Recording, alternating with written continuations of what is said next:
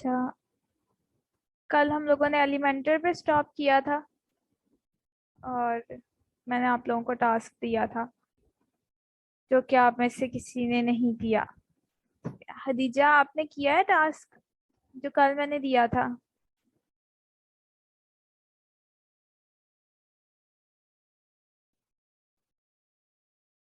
हदीजा, आपने इशू किया है?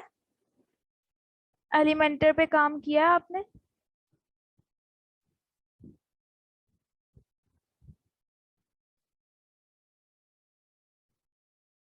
आप लोग कर लेते काम तो बेहतर था, क्योंकि साथ साथ आप काम नहीं करेंगे तो आपको कोर्स करने का कोई फायदा नहीं होगा।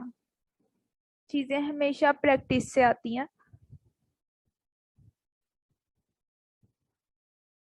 जहां आप लोगों ने स्पेस दी वहीं पे काम खत्म। आपकी सारी लर्निंग स्टॉप हो जाती है, आपको फिर से स्क्रैच से स्टार्ट करना पड़ता है। मैंने किया एलिमेंट्री पे काम, लेकिन अपने मुताबिक सिंपल सारा किया, यानी कि ट्राई किया मैं सब कुछ पे। मैं आपको भेजती हूँ लिंक। सिंपल तो हाथ करने आते ही हैं, जब आप प्रॉपर वेबसाइट्स बनाए ना, ताकि फिर हम लोग का साथ साथ मार्क करते जाएं। मैंने मार्क किया हुआ था, हम पोर्टफोलियो और ये सब चीजें करेंगे, तो वो मैंने टास्क आपको दिया है। पोर्टफोलियो की चीजें मतलब आप मेरा ही देख लें, कोड सीकर की का होम पेज भी मेरे पोर्टफोलियो के तौर पे यूज होता है। आप लोगों को मैंने चीजें बताई भी थी, तो फिर आप लोग साथ साथ करें ताकि आप लोग को सीखने का कुछ फायदा भी हो, अपने लिए चीजें बनाएं।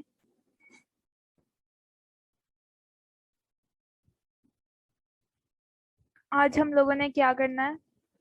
आज हम लोग ट्यूटर प्लगइन को देख लेते हैं, ठीक है? या फिर डिफरेंट सेटिंग्स हैं इधर।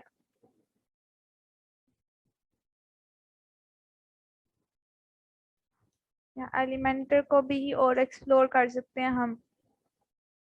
Custom fonts, custom icons, custom code, ये ऑप्शंस वैसे पहले मैंने कभी नहीं चेक किए, but let's check it now.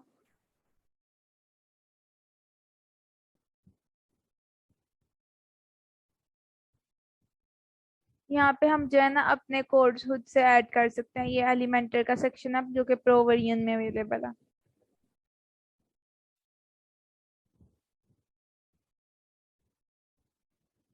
ये भी रोल मैनेजर भी प्रो में ही होगा।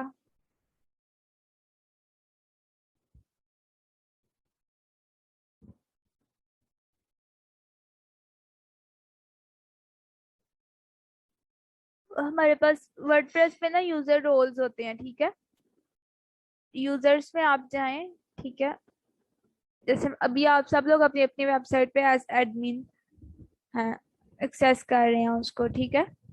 जैसे ही मैं अपनी इस वेबसाइट पे भी देखूँ तो ये मैं एज एडमिन अवेलेबल हूँ। हो सकता है कि मैं आप में से किसी एक को अपनी वेबसाइट पे एज ऑथर रजिस्टर करना चाहती हूँ, तो वो मेरी वेबसाइट पे लॉग इन करें लेकिन सिर्फ पोस्ट कर सकें और कुछ भी ना कर सकें, ठीक है?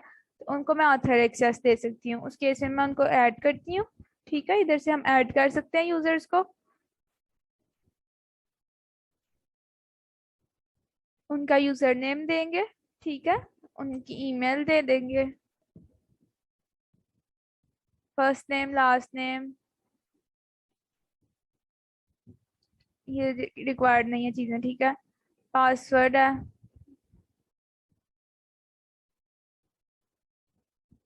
और उसके बाद है send the new new user an email about the account, ठीक है? और फिर उनका रोल क्या है। ये हमारे पास डिफरेंट रोल्स है। मैं इधर से कंटिन्यू करती हूँ, जान हो रहे बच्चे।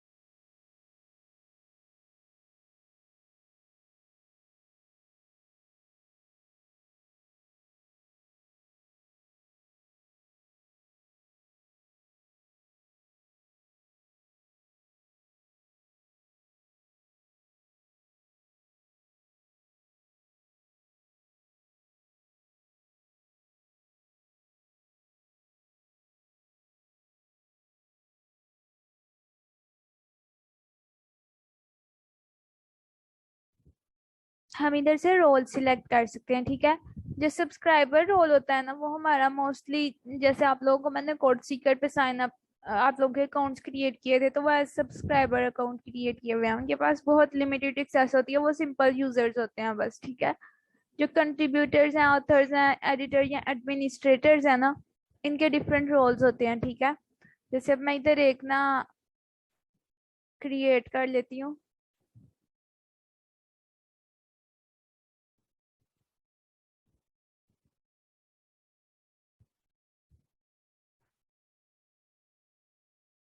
ठीक है, मैं ये जो अकाउंट क्रिएट कर रही हूँ, इसमें मैं इसको मैं दे देती हूँ ऑथर एक्सेस, ठीक है। ऐड कर लिया मैंने न्यू यूजर को।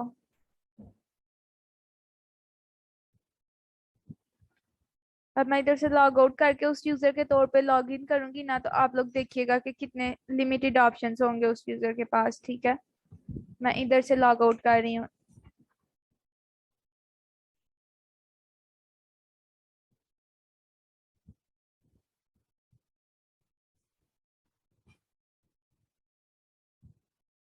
राबिया के तौर पे लॉग इन करूंगी।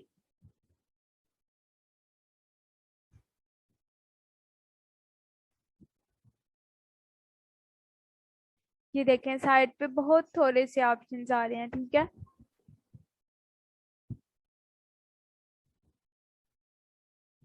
और पेजेस का या मेन्यूज वगैरह ऐड करने का, यूजर्स को हैंडल करने का, सेटिंग्स में जाने का, ये सारे ऑप्शंस यहाँ से खत्म हो गए। एलिमेंटर वाली सेटिंग्स भी यहाँ पे नहीं आ रही। थीम को ये ऐड कर सकते हैं, ठीक है। और उसके अलावा कमेंट्स को देख सकते हैं, मीडिया हैंडल कर सकते हैं और पोस्ट कर सकते हैं सिर्फ, ठीक है। तो मतलब इस तरह से ना लिमिटेड सी एक्सेस मिलती है डिफरेंट रोल्स पे। इस तरह से आप कंट्रीब्यूटर वाला रोल देखेंगे तो उसमें कुछ और लिमिटेड चीजें होंगी। और ये भी देखें, अब ये पोस्ट किसी और यूजर ने की थी, तो ये इसको एडिट भी नहीं कर सकते, सिर्फ व्यू कर सकते हैं। ये सिर्फ अपनी पोस्ट को जो है ना इधर से क्रिएट और एडिट वगैरह कर सकते हैं। जो दूसरे यूजर्स ने की होंगी उनको नहीं डील कर सकते। टेम्पलेट्स में, ये टेम्पलेट्स वाला सेक्शन जो है ना, उसकी वजह से आ रहा है। एलिमेंटर की वजह से ये टेम्पलेट्स वाला सेक्शन आ रहा है। एलिमेंटर में जो हम ब्लॉग के लिए टेम्पलेट्स चूज कर रहे थे ना, जैसे हमने टेस्टिमोनियल वाला या यूजर्स वाला अपने टीम सेक्शन को चूज किया था जिधर से, वो टेम्पलेट्स कहलाते हैं, ठीक है। तो वो हम अपने पास से भी कुछ टेम्पलेट्स हमारे पास पड़े हुए हों, हम हमें गूगल से भी मिल सकते हैं फ्री ऑफ कॉस्ट टेम्पलेट्स, ठीक है। तो वो ऐड न्यू के पे जाके तुम अपने लैपटॉप से उनको ऐड कर सकते हैं इस जगह पे। फिर वो हमें उधर अपनी लाइब्रेरी में शो होते हैं, ठीक है। तो ये वो वाला पार्ट है टेम्पलेट्स का।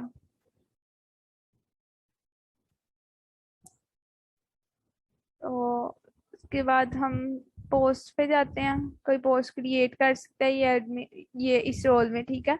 इस तरह से डिफरेंट रोल्स होते हैं। मैं इस रोल को अगेन लॉग आउट कर रही हूँ, अपनी प्रोफाइल को बस एडिट वगैरह कर सकते हैं इसके अलावा।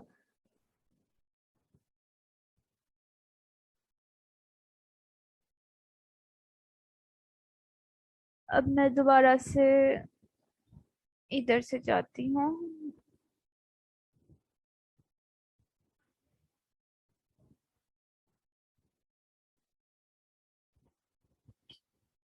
इसके अलावा हमारा क्या रह गया? इसलिए मैंने राबिया राबिया की वेबसाइट खोल लिया।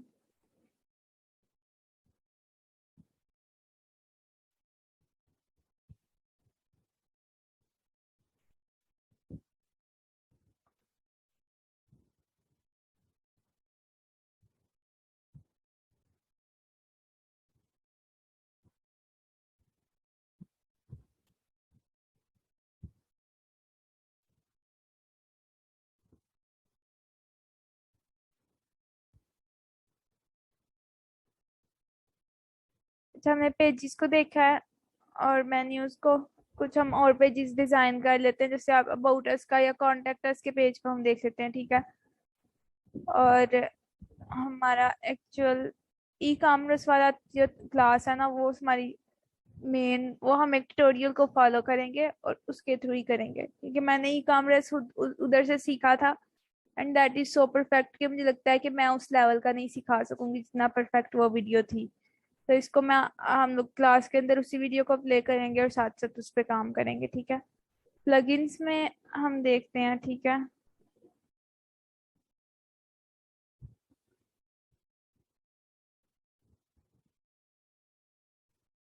ये मुझे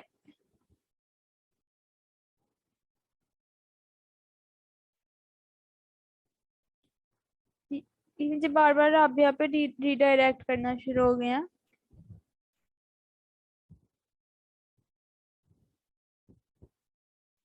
ऐसा क्यों?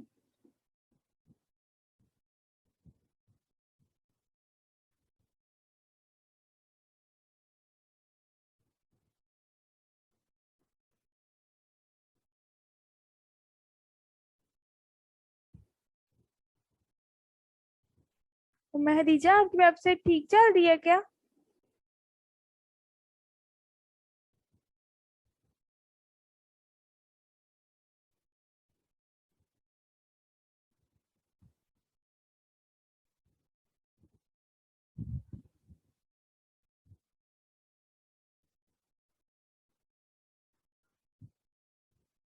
शुक्र है खोला इन्होंने।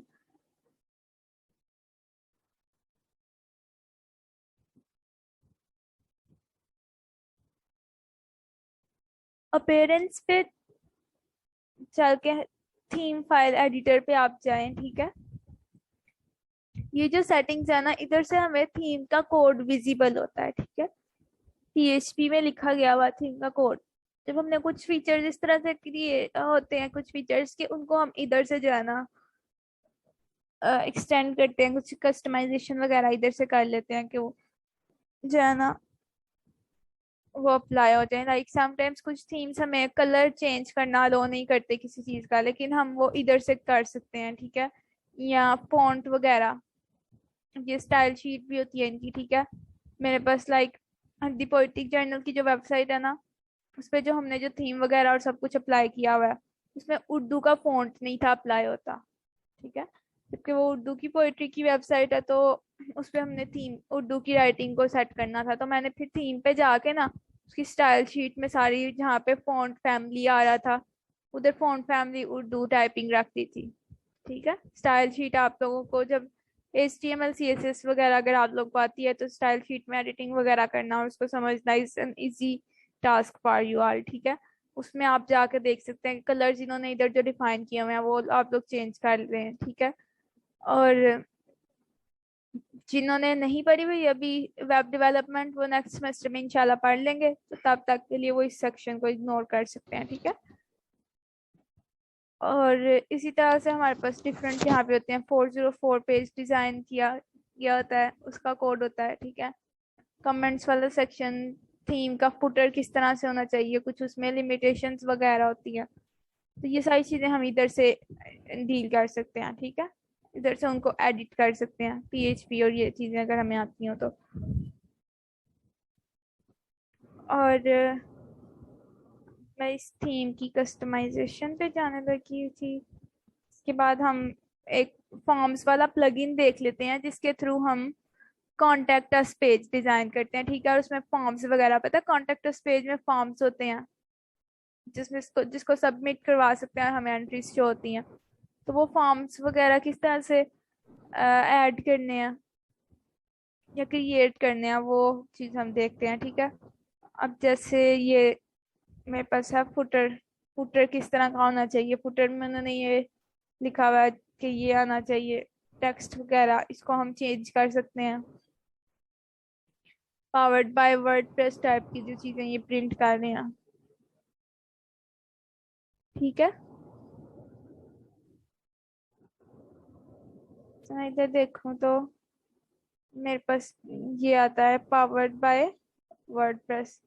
इसको मैं चेंज कर सकती हूँ इधर चेंजेस करके, क्योंकि खुद ये मुझे चेंज करना अलाउ नहीं करते, ठीक है। पावर्ड बाय वर्डप्रेस को अगर मैं चेंज करके कुछ और करना चाहूँ, लाइक वैसे जिधर डिजाइन किया गया हो उसको चेंज तो नहीं करते, लेकिन ये सिर्फ मैं आपको ये बता रही हूँ कि इधर से हम इस तरह से चेंजिंग चेंजेस कर सकते हैं। डिजाइन बाय कोड सीकर्स, ठीक है। लेट्स से मैं ये टेक्स्ट करती हूँ और रीडायरेक्ट करने पे मैं चाहती हूँ कि ये codeseekers.com पे रीडायरेक्ट हो जाए। मैं इसको अपडेट फाइल पे क्लिक करती हूँ।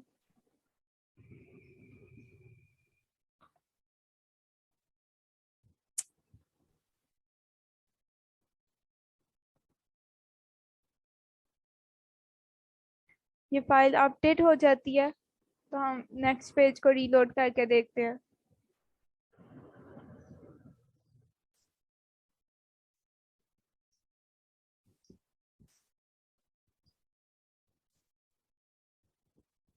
टू द टॉप ये देख रहे हैं, ये भी चीज फुटर में है, ठीक है। और ये इन्होंने इधर लिखी हुई है टू द टॉप, ठीक है।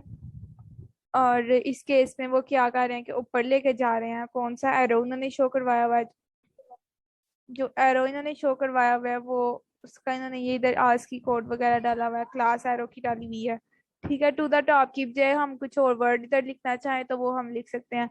यहाँ जाते हैं, कुछ भी ना लिखा हुआ है, बस सिर्फ एरो ही शो हो, ठीक है। एरो को इन्होंने किस तरह से डिजाइन किया हुआ है उसके लिए हम एरो क्लास में जाके देख सकते हैं, ठीक है। एरो की जगह पे ना इन्होंने ये कंप्लीट चीज की हुई है। UARRR, आपको पता है ये इस तरह के ASCII कोड्स होते हैं, जैसे NBSP HTML कोड्स। NBSP हमारे पास है, स्पेस का कोड है, ठीक है। एंड NBSP इस तरह से UARR मोस्ट प्रोबेबली इसका है जो इधर इन्होंने एरो रखा हुआ है, ठीक है। तो उसके अलावा एरो की क्लास हम लोग स्टाइल शीट में जाके देख सकते हैं कि उस पे इन्होंने क्या स्टाइलिंग की हुई है। उधर हम स्टाइलिंग वगैरह कुछ चेंज कर सकते हैं। कस्टमाइजेशन इधर से अप्लाई होती है, ठीक है। अपडेट,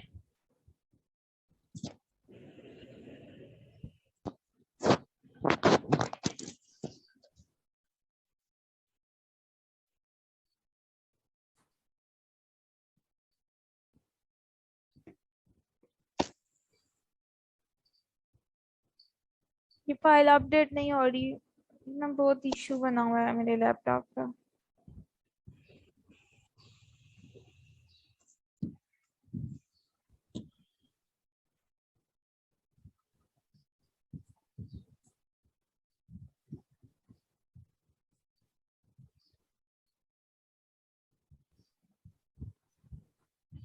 हो गई है फाइल अपडेट। मैं इस पेज को रिफ्रेश करके देखती हूँ कोई चेंजेस वगैरह अप्लाई हुए हैं या नहीं। और टीचिंग wp.codeseekers का भी खोल लेते हैं।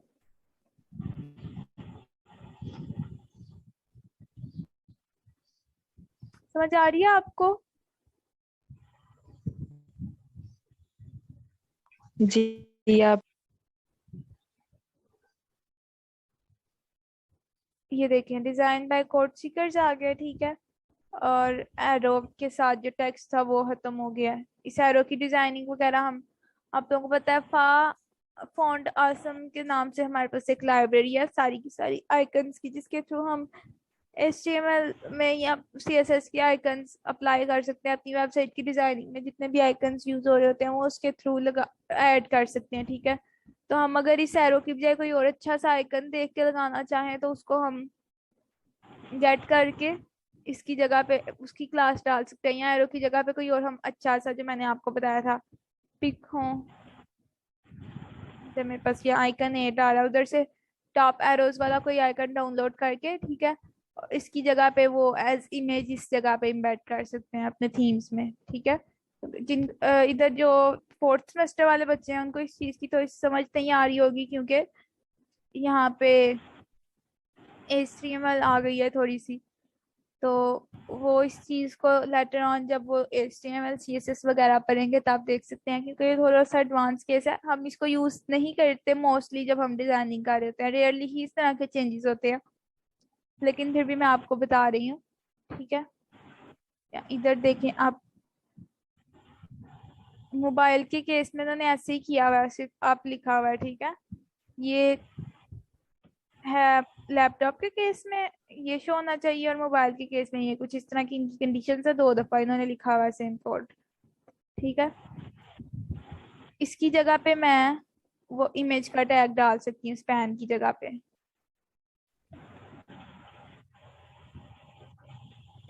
एक मिनट, एरो क्लास तो डाल रही हूँ, इधर एरो की जगह पे मैं डाल देती हूँ इमेज। ठीक है, इमेज में कहीं पे जो है ना अपनी डायरेक्टरी में मीडिया पे अपलोड करके तो उसका लिंक कॉपी कर सकती हूँ। ठीक है, मैं मीडिया पे भी क्लिक कर देती हूँ, इधर से एरोज डाउनलोड कर देती हूँ, टॉप एरो।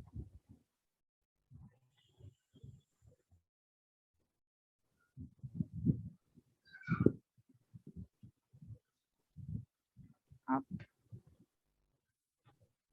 ठीक है, इनमें से अगर मैं कोई यूज करना चाहूँ, लाइक ये अगर मैं यूज करना चाहूँ इसको मैं सेव एज करके, ठीक है,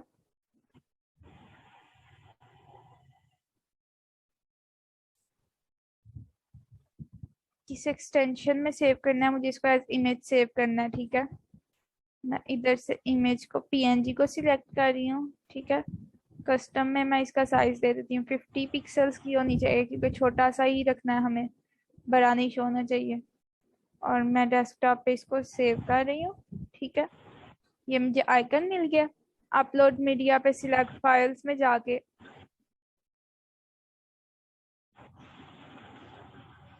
मैं डेस्कटॉप से आइकन गेट करती हूँ। ठीक है, ये अपलोड हो रहा है। कॉपी यूआरएल टू क्लिपबोर्ड के थ्रू मैंने उसको कॉपी कर लिया। ठीक है, इधर अब इमेज के सोर्स में हम उसको डाल देते हैं जो यूआरएल कॉपी हुआ है। ठीक है, एंड सेव करते हैं अगेन इसको।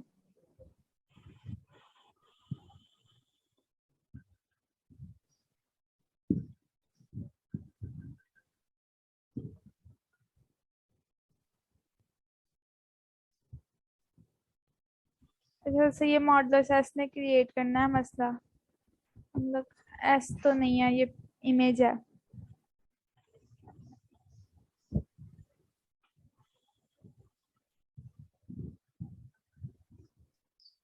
ये हमें आप में से किसी को पता होगा, आई थिंक बी यूज करते हैं ब्लॉग इमेजेस के लिए, मॉडल्स बी यूज करते हैं।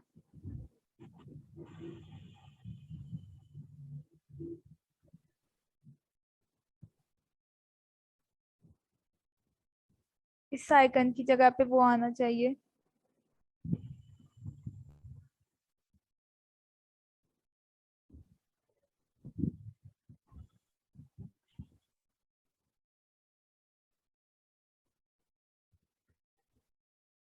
ये देखें, आ गया है।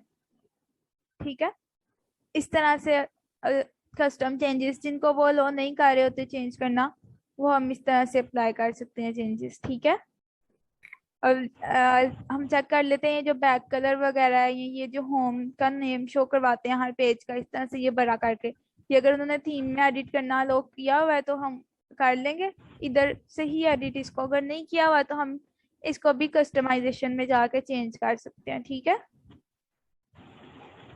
समझ आ गई है आपको इस चीज की? तो कोड पहले से लिखा हुआ हो तो उसको समझना आसान होता है, अगर आपको कोडिंग आती है तो, मेरा ख्याल है। तो ये मेरा आइडिया, मुझे लगता है इस तरह से मेरे लिए आसान होता है अंडरस्टैंड करना। तो आप लोग भी इसको देख के समझ सकते हैं इजीली। ठीक है, इधर हमारे पास इस तरह से डिफरेंट थीम हेडर का है, ये हेडर में अगर हम कुछ चेंजेस करना चाहें तो वो कर सकते हैं। ठीक है, अब हम इस थीम की कस्टमाइजेशन में जाके चेक कर लेते हैं हमने क्या करना था।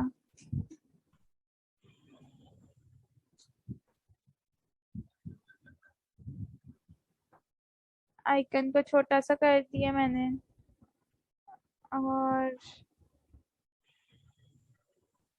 कलर्स, बैकग्राउंड कलर मैं इसका ना वाइट ही करती हूँ। ठीक है, प्राइमरी कलर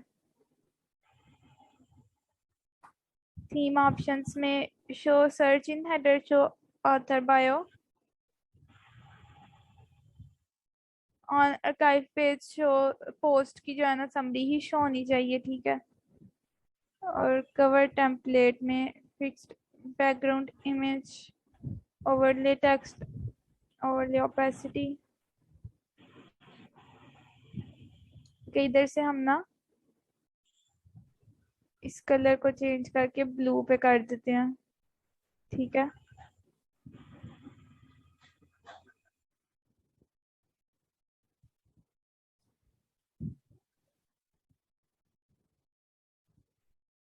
थीम में क्योंकि हमने चीजें ब्लू यूज की थी। बैकग्राउंड इमेज को कोई सिलेक्ट करना चाहे तो हम वो कर सकते हैं। मेन्यू हमारा ओके है। विजिट्स के अंदर हमारे पास आ जाता है फुटर की डिजाइन वगैरह। विजिट्स जो है ना कुछ हम फिक्स ब्लॉक्स इस तरह से क्रिएट करते हैं जैसे हम लोगों ने पोस्ट के अंदर क्रिएट किए थे ना, ठीक है। तो अब ये देखें इधर भी इस तरह से ब्लॉक आ रहे हैं। मैं कोई इमेज डालना चाहूँ फुटर में या कोई लिस्ट डालना चाहूँ, मेन्यू डालना चाहूँ, ठीक है, पेजेस लिस्ट डालनी चाह रही हूँ मैं कोई, ठीक है। फुटर डिजाइनिंग हो रही है इससे, ये फुटर में शो होंगे जो इधर से हम डिजाइनिंग करेंगे, ठीक है। ये देख लें, ठीक है। ये सारे ना आए अगर तो मैं इसको एडिट कर सकती हूँ या और चीजें डाल सकती हूँ, ठीक है। एक तरफ मैं ये चाहती हूँ शो, दूसरी तरफ मैं जो है ना कोई खुद से डिजाइन कर लेती हूँ।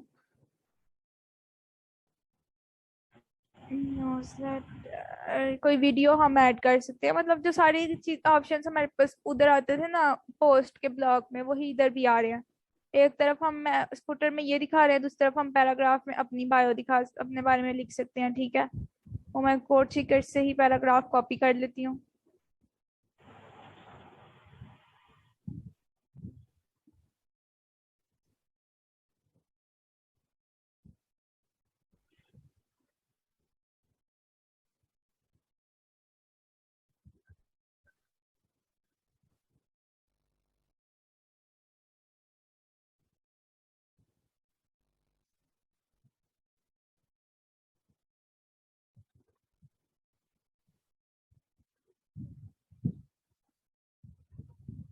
ये देखें ये इस तरह से इधर शो हो रहा है, ठीक है।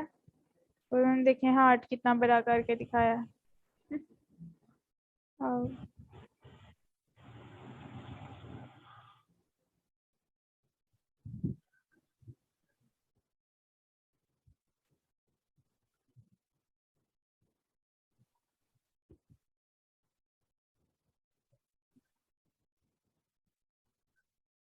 एंटर प्रेस करके मैंने उसको खत्म कर दिया।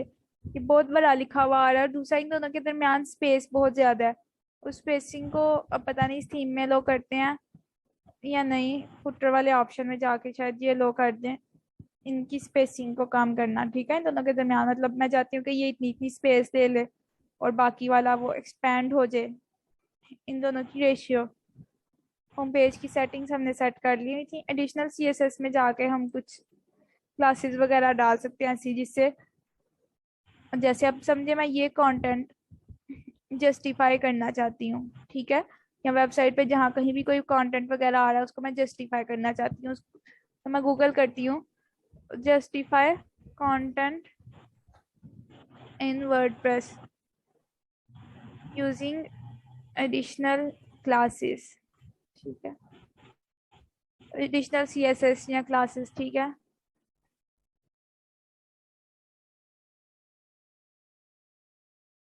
अच्छा हम गूगल कर रहे थे, ठीक है, मैंने गूगल पे ये क्लिक किया, ठीक है, फर्स्ट लिंक को ही उन्होंने बहुत ज्यादा मेथड बताया हुआ है किस किस तरह से जस्टिफाई कर सकते हैं।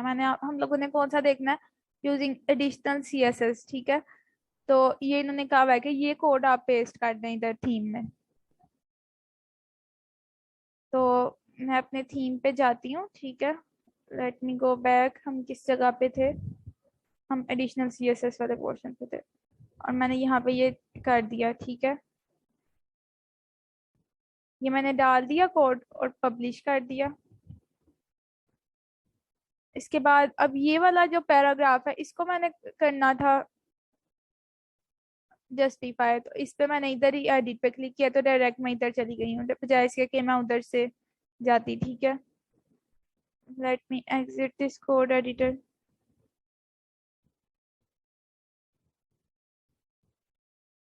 इस तरह का शो होता है ये। ठीक है, अच्छा अब उसके बाद आप लोग इधर क्लिक करें शो मोर सेटिंग्स, तो जिस तरह से वो ब्लॉक की सेटिंग्स हमें राइट साइड पे शो होती इतना वो सेटिंग्स सारी शो होना शुरू हो गई हैं। इसमें एडवांस में जाएं ये। ठीक है, तो यहाँ पे हम लोग एडिशनल क्लासेस डाल सकते हैं जो हमने उधर डाली थी। ठीक है, अगर मैं इधर की बात करूँ तो ये क्लास हमने डाली थी, इस क्लास का नाम क्या था, जस्टिफाई टेक्स्ट। ठीक है, एम्प्टी बॉक्स में अब हमने जस्टिफाई टेक्स्ट लिख देना है जस्ट।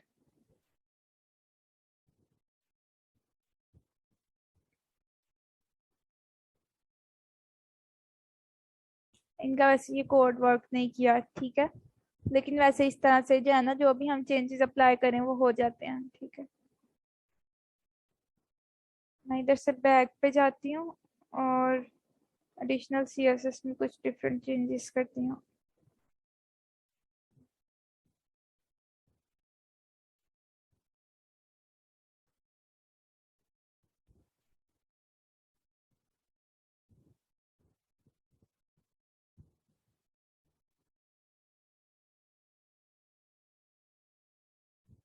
अच्छा ये मिस्टेक इसलिए थी, इन्होंने डॉट नहीं था लगाया हुआ हमने क्लास के साथ। ठीक है, ये देखें, क्योंकि जो भी क्लास बनाते हैं जिनको सीएसएस आती है उनको आइडिया होगा हम स्टार्ट पे डॉट लगा के फिर क्लास ऐड करते हैं। तो मैंने देखे डॉट ऐड किया है तो ये जस्टिफाई हो गया खुद ब खुद, क्योंकि इसकी एडिशनल सीएसएस में मैंने ये क्लास ऐड की हुई थी। मैं इधर अगर कलर करती हूँ रेड तो ये सारा का सारा देखें रेड हो गया। ठीक है, मैं इसका बैकग्राउंड कलर करती हूँ blue.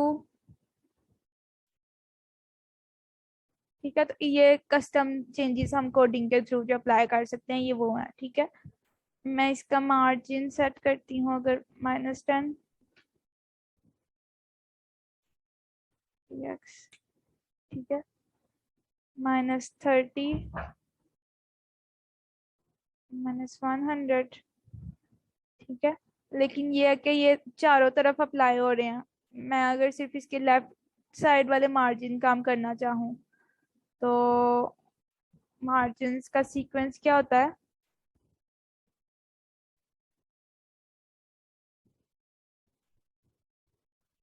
P x P x P x P x.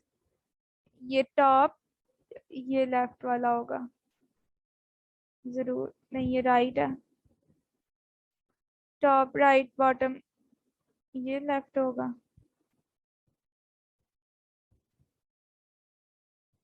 Yes, देख रहे हैं आप ये टेक्स्ट एक्सपैंड कर रहा है लेफ्ट साइड की तरफ। ठीक है, क्योंकि हम कोडिंग के थ्रू कर रही हूँ।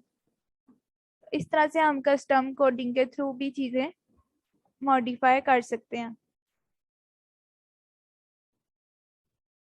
जो भी मैंने चेंजेस अप्लाई किया उनको सेव कर दिया। अच्छा ये जो होम इधर शो करवा रहे हैं ना ये बहुत गंदा लग रहा है मुझे। ठीक है, मैं नहीं चाहती कि ये भी इधर शो हो। इस चीज को भी हम कोडिंग के थ्रू मॉडिफाई कर सकते हैं, क्योंकि इधर थीम में मुझे ये कहीं पे भी ऑप्शन नहीं मिला कि मैं इसको अपडेट कर सकूं। तो मोस्ट प्रोबेबली इसका काम भी हमारे पास फिर थीम में होगा। ठीक है, तो मैं थीम वाली साइड पे जाती हूँ।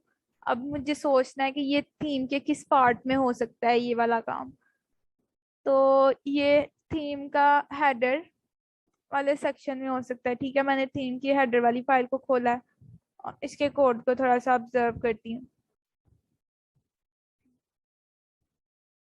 WP हेड, ये तो हेड वाली क्लास आ गई ना सारी। इसके बाद बॉडी में इन्होंने क्या किया हुआ है, सबसे पहले WP बॉडी ओपन, हेडर के अंदर check whether the header search is activated in the customer search. उन्होंने कमेंट्स भी दिए होते हैं जिससे हमें समझ आ जाती है क्या। तो इससे मुझे अंदाजा हो रहा है कि अभी ये वाला जो काम है ना ये मेन्यू बार के लिए ही है। मैंने बार मैंने ये सर्च का कोड डाला हुआ है सारा, ठीक है। जिस बच्चा कोई पूछ रहा था ना कि सर्च के लिए हम खुद से कोड करेंगे, नहीं, मैंने खुद से ही डाला होता है कोड, ठीक है। ये सर्च और site description, site title and logo, site description, ठीक है। और उसके बाद हेडर खत्म हो रहा है। द थीम एसवीजी, मेन्यू, तो उन्होंने कोई कोड भी नहीं डाला हुआ। प्राइमरी, यहाँ एक्सपेंड, ये मुझे लगता है भी ना मेन्यू आइटम्स ही हैं सारी। सर्च में आ गए हम। Output the search model in the customer, और आउटपुट द मॉडल, इधर से मुझे ऐसा कुछ नहीं मिला क्योंकि ये हेडर हेडर का पार्ट नहीं है, हेडर सिर्फ ऊपर वाली लाइन है, ये हेडर के नीचे है कुछ। हेडर का टैग इनका इधर खत्म हुआ है, और इस फाइल में तो कुछ भी नहीं है ऐसा। सिंगुलर टेम्पलेट को चेक करते हैं हम।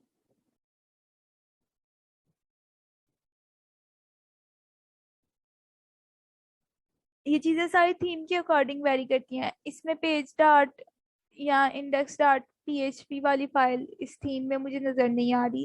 ये मेन इंडेक्स है, बल्कि उसके अंदर हो सकती थी।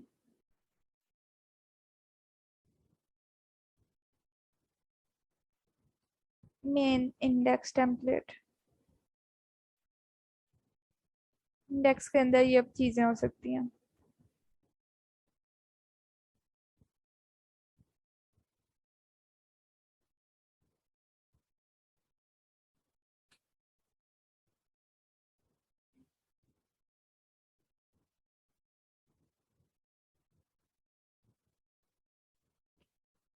इस सर्च आर्काइव टाइटल,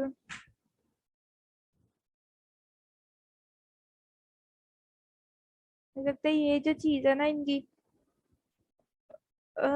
ये वाला जो हेडर, ये प्रिंट करवा रहा है कोड उस टाइटल को जो होम वाला है। मैं इतने इतने कोड को इधर से कमेंट करके चेक करती हूँ, ठीक है। सारा कोड कमेंट नहीं हुआ।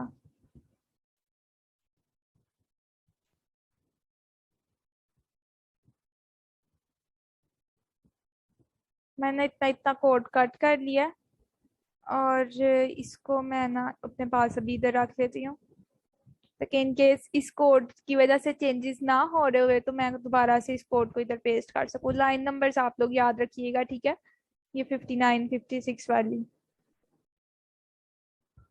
अपडेट।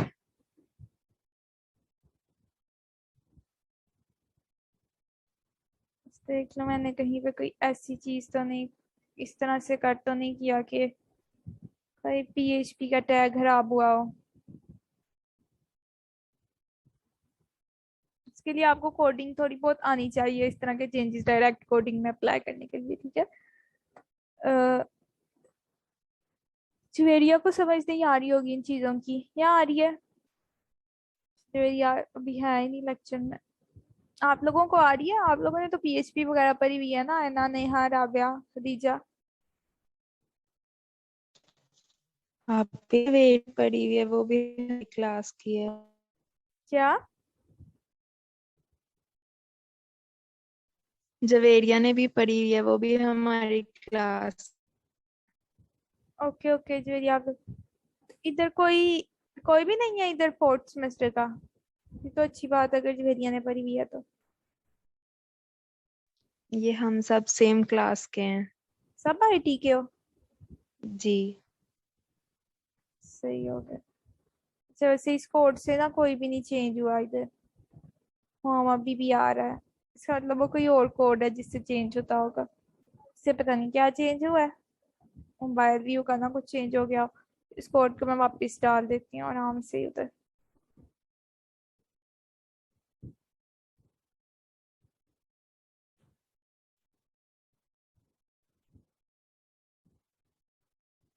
अपडेट।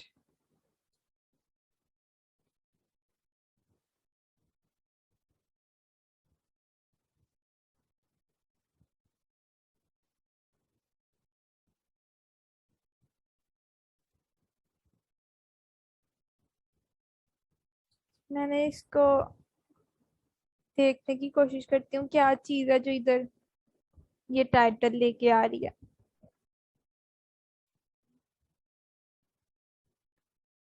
ये हेडर का पार्ट है। साइट कंटेंट के अंदर हेडर जिसमें क्लासेस असाइन हुई नहीं है।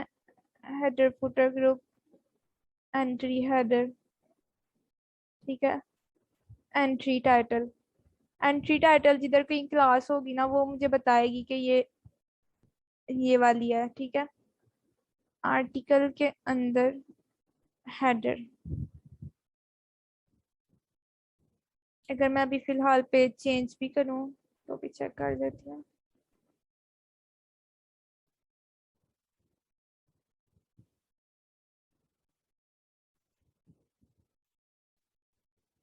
हाँ। Entry header. अब हम इधर से एंट्री हेडर को ढूंढते हैं। ठीक है। साइट कंटेंट के अंदर एंट्री हेडर की कोई क्लास वगैरह इन्होंने ऐड की हुई है कहीं, अगर तो इसका मतलब होगा कि वही है, वरना कहीं और होगा। ठीक है। ये archive header has, मतलब यही होना चाहिए, यानी ये archive वाली चीज के लिए है। कुछ इससे मिलता जुलता कोड ही होगा कहीं पड़ा हुआ जो ये लोग गेट कर रहे हैं और हमें मिल नहीं रहा। सिंगुलर टेम्पलेट में चेक करते हैं। ये आप लोगों के सामने करने का सिर्फ मतलब यही है कि जब हम एक्चुअल में काम कर रहे होते हैं तो भी हमें इस तरह से चीजों को सर्च वगैरह ही करना पड़ता है।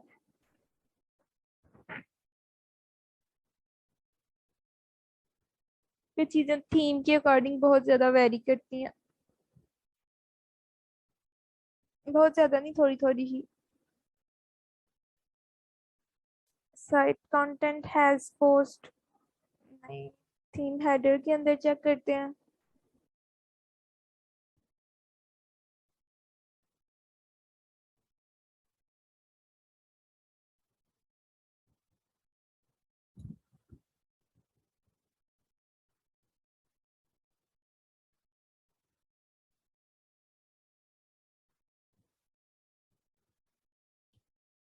क्या क्लास कौन सी डालनी थी,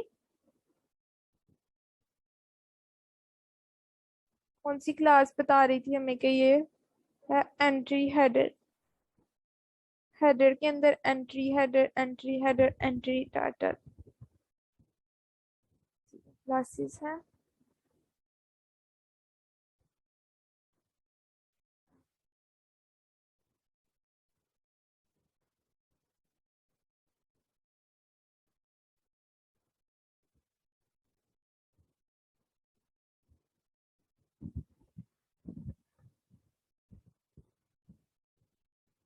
अच्छा, ये ना मुझे इधर से भी कहीं से नहीं मिला। इट मीन्स कि ये भी चीजें जो है ना इन्होंने कहीं पे छुपाई हुई हैं। थीम फंक्शंस के अंदर चेक कर सकती हूँ मैं।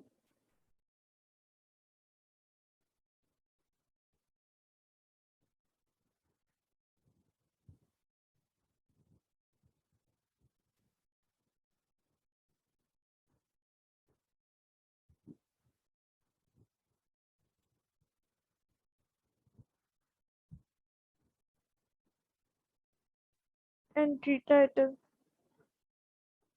ये देखिए मुझे मिला है कहीं पे एंट्री टाइटल।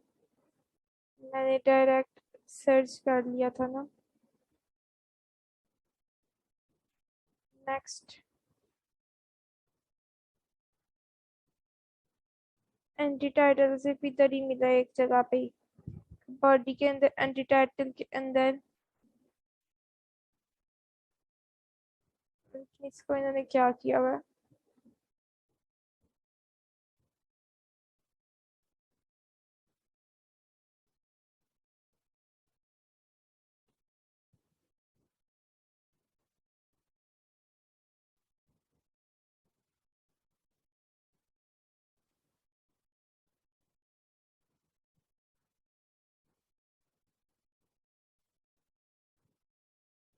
चलिए, आप लोगों का ये टास्क है, आप लोगों ने ढूंढना है, ठीक है, इन सारी फाइल्स के अंदर बस सर्च करना है कि आपको ये चीज मिल जाए कि आप इस थीम के अंदर से ये कैसे रिमूव कर सकते हैं। ठीक है, ये मैंने आपको बता दिया कि ये एंट्री हेडर वाली कोई चीज है, क्लास वगैरह जिसके अंदर ये है। ठीक है, entry title actual class assign हो रही है इस div को। ठीक है, entry header inner section, entry header inner search करके भी हम चेक कर लेते हैं। एंट्री हेडर इधर नहीं है। हम एक और काम कर सकते हैं, स्टाइल के अंदर, स्टाइल शीट के अंदर तो इनकी ये क्लास होगी, उधर से इसकी विजिबिलिटी नन कर सकते हैं कि ये शो ही ना हो।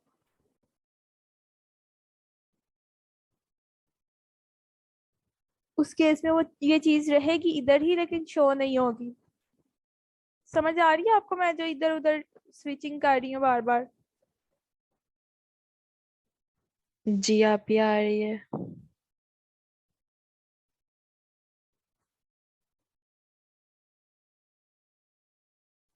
एंट्री हेडर है ये। ठीक है, एंट्री हेडर का colour, entry header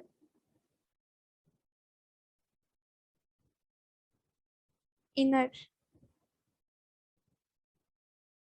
entry header inner.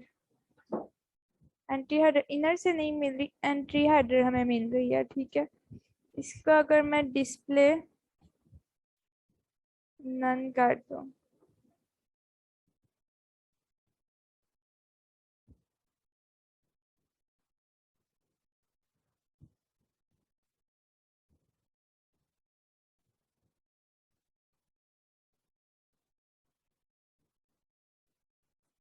Entry header, entry header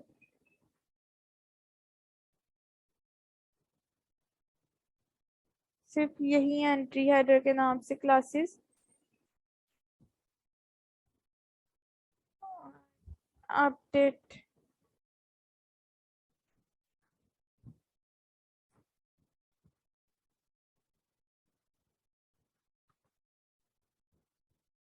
courses वाले पेज को भी हमने एडिट नहीं किया हुआ ना, तो उसमें मुझे कुछ भी नहीं शो हो रहा।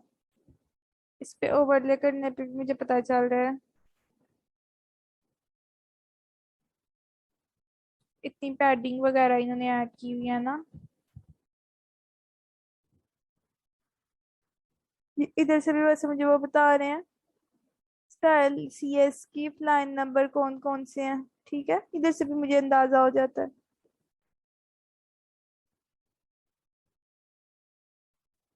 51012409,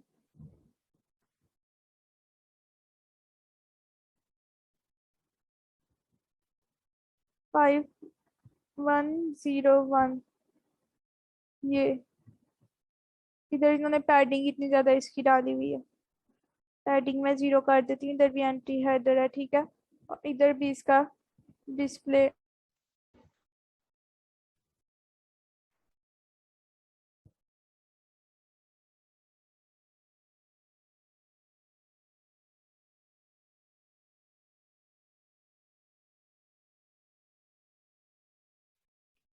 अच्छा जी, ये लाइन मिल गई थी। ठीक है, जो सी लाइन उन्होंने कही हुई थी उधर मैंने चेंजेस किए हैं। 5101 पे मैंने डिस्प्ले नन किया है उसका भी। ठीक है, अपडेट पे अगेन क्लिक किया।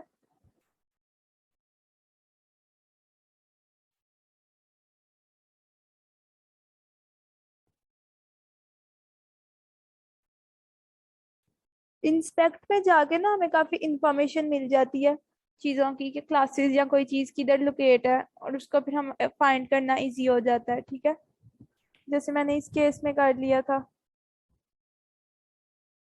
ये मैं हेडर को सिलेक्ट करती हूँ अगर, तो इससे मुझे अंदाजा हो सकता है कि ये देखें ये हेडर है। ठीक है, तो स्टाइल शीट में इसको जो क्लासेस असाइन हुई हुई हैं वो किधर किधर हैं। ठीक है, किस किस लाइन पे हैं इस हेडर वाली। ये वाली डिव को अगर मैं देखूं तो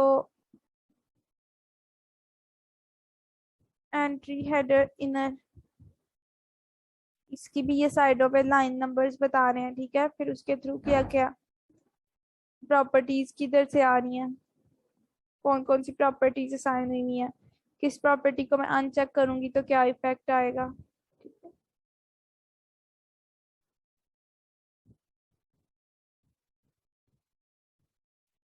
इस तरह की चीजें इधर से होती हैं, ठीक है। मैं इस पेज को रीलोड कर लेती हूँ। थीम हमारा अपडेट हो गया।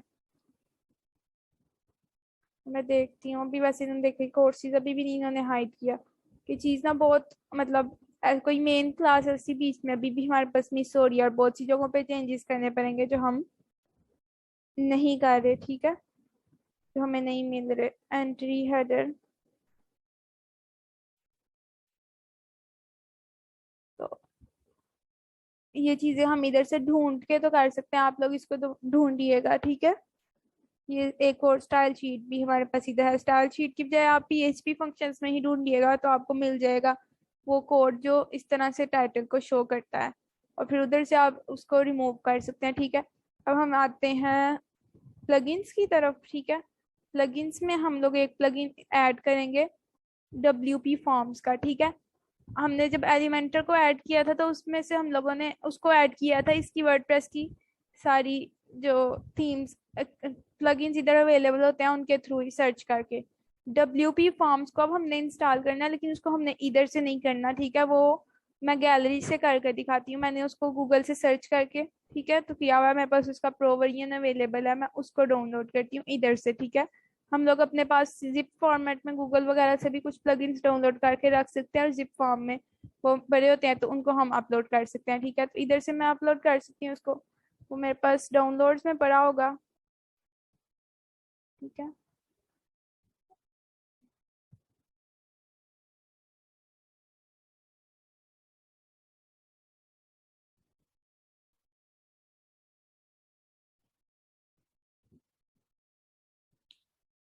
WP फॉर्म्स, ये मेरे पास WP फॉर्म्स पड़ा हुआ है, और ये WP फॉर्म्स 1 भी पड़ा हुआ है। इधर से मैंने इसको अपलोड किया, इंस्टॉल नाउ पे क्लिक किया।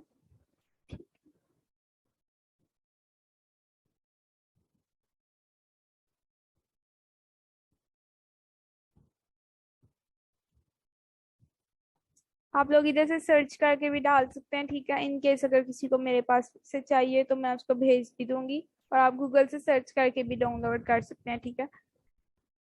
WP फॉर्म्स का ये है कि इसके जो फ्री वर्जन है उसमें जो एंट्रीज सबमिट की जाती है ना उस फॉर्म के थ्रू, वो हमें ये शो नहीं करने देते। वो कहते हैं आप इसका प्रो वर्जन गेट करें वो एंट्रीज व्यू करने के लिए, ठीक है। तो अगर हम फॉर्म आप डिस्प्ले किया हुआ है और उसके हम फ्री वर्जन में वही चीजें गेट ही नहीं कर पा रहे जो फॉर्म का पर्पस है, क्योंकि फॉर्म अपनी वेबसाइट पर रखने का पर्पस ही यही होता है कि उसे कोई सबमिट करवाए तो उसमें जो रिस्पॉन्स हमें वो मिले ताकि उसको हम प्रोसेस कर सकें, ठीक है। तो अगर हम वो उसकी एंट्रीज को देख ही नहीं सकते तो हमें उसका कोई फायदा तो नहीं है ना, ठीक है। तो इसलिए WP फॉर्म्स का ज्यादातर प्रो वर्जन ही यूज की जाती है, फ्री वर्जन में उसका कोई फायदा नहीं होता।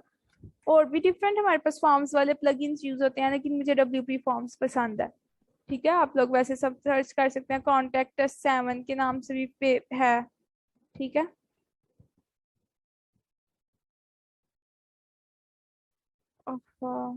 जैसे कॉन्टेक्ट फॉर्म 7 भी अच्छा है, ठीक है। Contact form by WP forms ये हम यूज करने लगे हैं अभी खुद डाउनलोड करके। और डिफरेंट प्लगइन्स हैं, आप उनको इंस्टॉल करके उनकी डॉक्यूमेंटेशन में चेक कर सकते हैं चीजें कि क्या है, ठीक है। ये जो है ना ये आप होम टास्क में रख लें, इस वाले को आप एक्सप्लोर करेंगे, ठीक है। निंजा फॉर्म्स, इसको जैसे इंस्टॉल कीजिएगा, एक्टिवेट कीजिएगा, ये साइड पे आपको शो होना शुरू हो जाएगा कहीं ना कहीं इधर निंजा फॉर्म्स, और उधर से आप गेट कीजिएगा, और गूगल की हेल्प से आपने देखना है कि इसके थ्रू हम किस तरह से फॉर्म्स क्रिएट कर सकते हैं। ये भी मुझे अच्छा लग रहा है, 1 मिलियन प्लस डाउनलोड्स हैं इसके, ठीक है। ये मोस्ट प्रोबेबली एक्टिवेट हो गया होगा।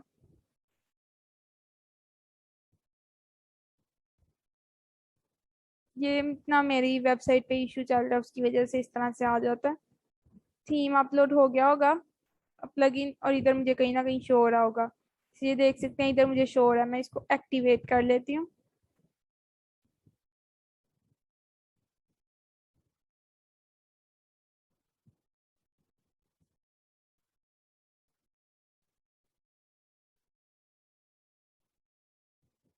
और मैंने इसका प्रो वर्जन ही अपलोड किया हो तो बेहतर है, क्योंकि मेरे पास फ्री और प्रो दोनों ही गैलरी में पड़े हुए थे।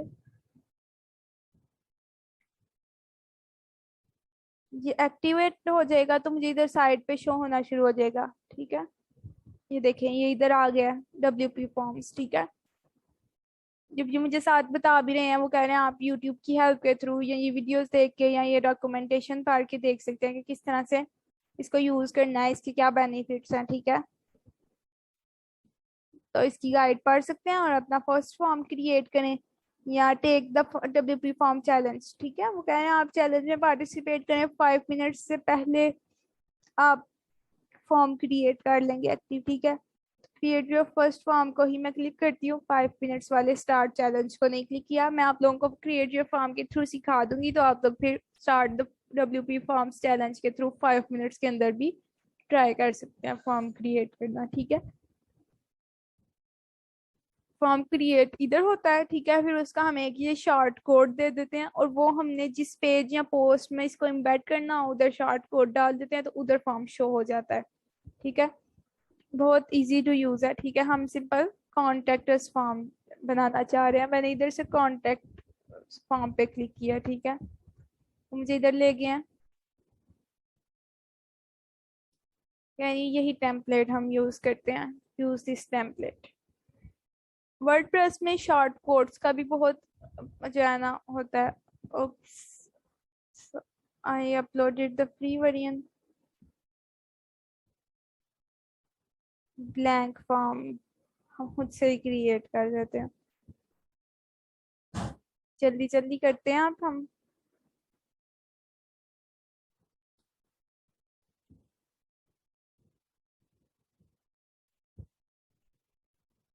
एक्स्ट्रा टैब्स को मैं क्लोज कर दूं।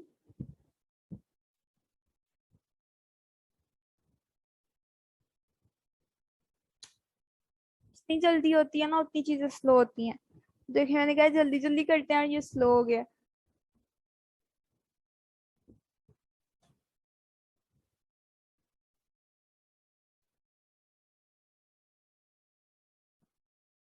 ठीक है, you don't have any fields yet. मैं फील्ड्स डालना चाहती हूँ, ठीक है। तो सबसे पहले मैं एक ईमेल फील्ड डाल देती हूँ, मैंने ईमेल को पकड़ कर ड्रैग एंड ड्रॉप किया। उसके बाद मैं सब्जेक्ट की फील्ड डालना चाहती हूँ, ठीक है। नेम अपना एंटर करें, ठीक है। और सिंपल या नेम की बजाय मैं कहती हूँ कि सब्जेक्ट यूजर एंटर करे, तो उसने क्या एंटर करना है, नेम। इन्होंने 2 कर दिया, मैं नेम वाली को डिलीट कर देती हूँ, ठीक है। एक्स्ट्रा थी मुझे इसलिए नहीं चाहिए। ईमेल के बाद यूजर अपना सब्जेक्ट ऐड करे,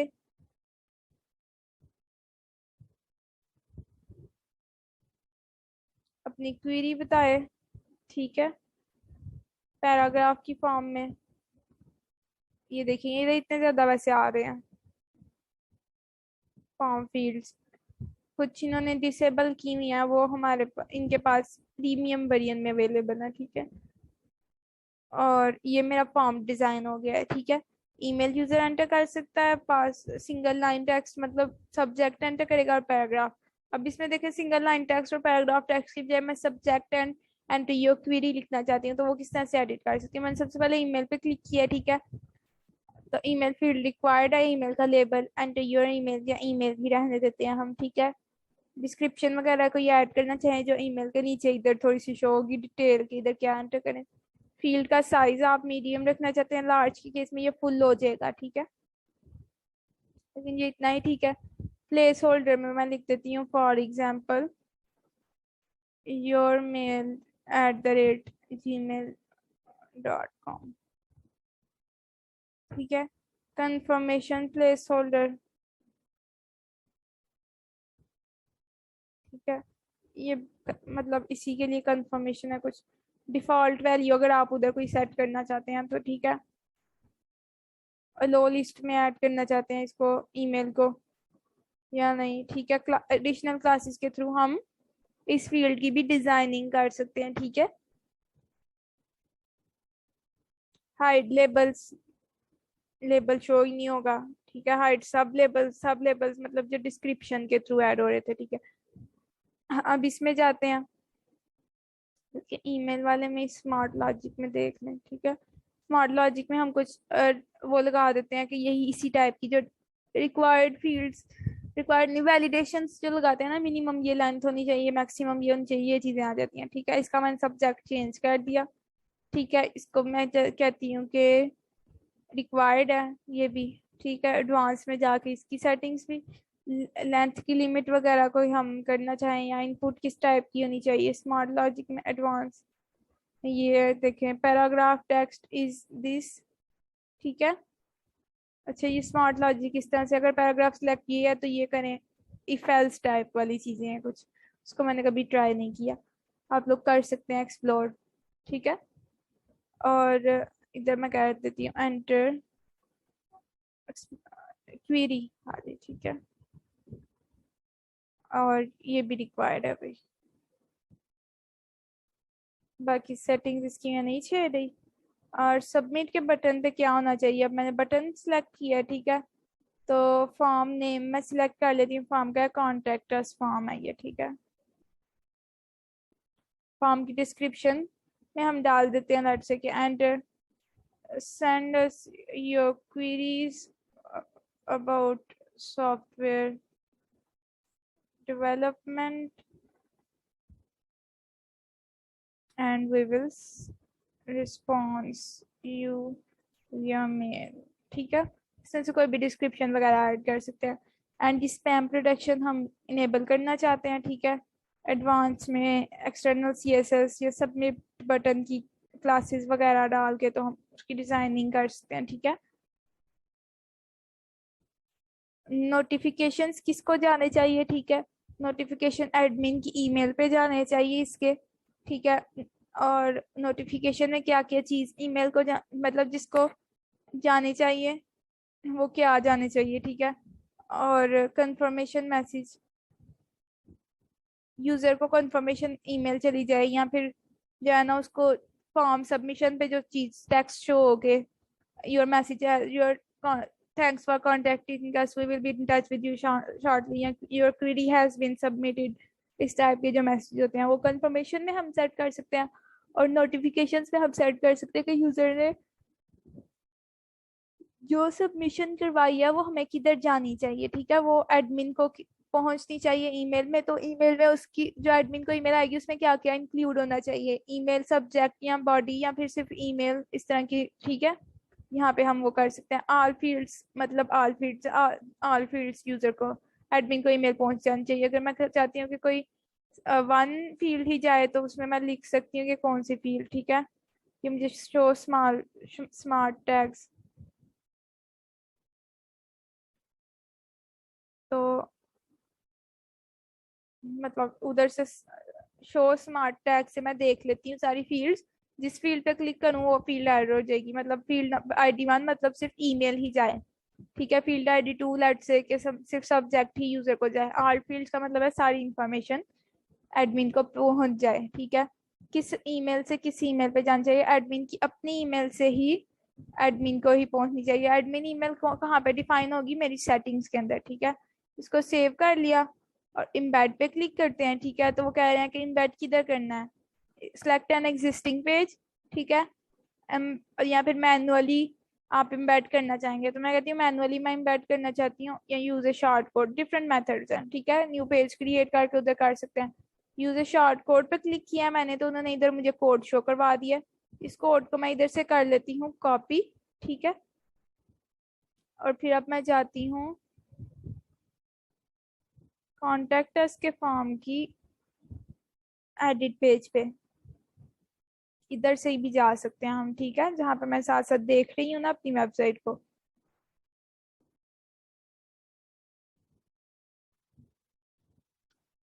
इधर से मैं एडिट पेज पे क्लिक कर रही हूँ, ये ऊपर भी मेरे पास बार आ रही है क्योंकि एज एडमिन मैं लॉग इन हूँ, ठीक है।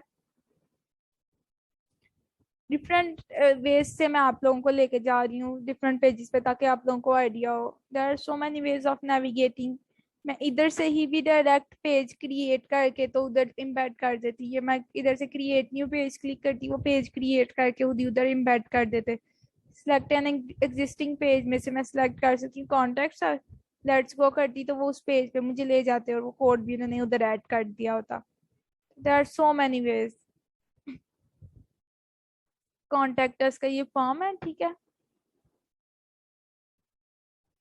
और इधर से अब मैं चूज ए ब्लॉक करती हूँ शॉर्ट कोड, ठीक है, क्योंकि मैंने शॉर्ट कोड कॉपी किया था। इधर मैंने शॉर्ट कोड इम्बेड किया, डन, अपडेट।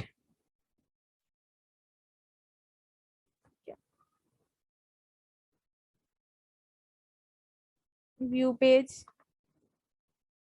दूसरा मेथड क्या है, प्लस पे क्लिक करती, ठीक है, और मैं सर्च करती WP फॉर्म्स, ठीक है। अगर मल्टीपल फॉर्म्स भी इधर क्रिएट किया हो, सारे मल्टीपल नीचे ड्रॉप डाउन में शो होते, जो सा फॉर्म में सिलेक्ट करूंगी वो इधर लोड कर देंगे। लेस देन ए मिनट हमारी मीटिंग एंड होने लगी है। ये देखिए फॉर्म इधर शो गया। That was all about today, ठीक है। तो आप लोग इसको खुद एक्सप्लोर कीजिएगा तो आप लोगों को और समझ आएगी। किसी का कोई क्वेश्चन है तो ग्रुप में मैसेज ड्रॉप कर दीजिए और पूछ लीजिए। अल्लाह हाफिज। मीटिंग एंड होने लगी है वैसे खुद ही, और हमारा टाइम भी हो गया वैसे। I want create the new one. Allah Hafiz.